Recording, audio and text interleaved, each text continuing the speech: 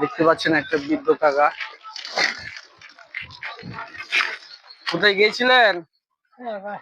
হ্যাঁ, একটু রেস্ট নেন। এগুলো কি আছে এখানে? হ্যাঁ,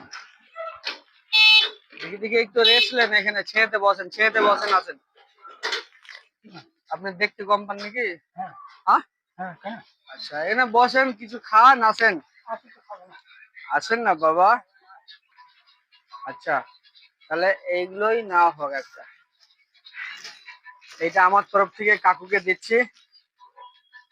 এলেন, বাড়ি যে খাবেন, ঠান্ডা খাবেন, ঠান্ডা ঠান্ডা খাবেন।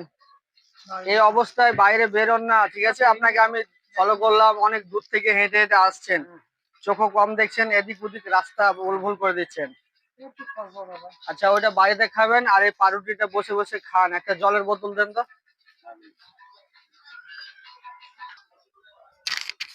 কি বললেন? আমার বাড়ি, আমার বাড়ি মুর্শিদাবাদ, সাগর দিঘি। আমি এইখানে ব্যবসা করি। ভালো থেকো।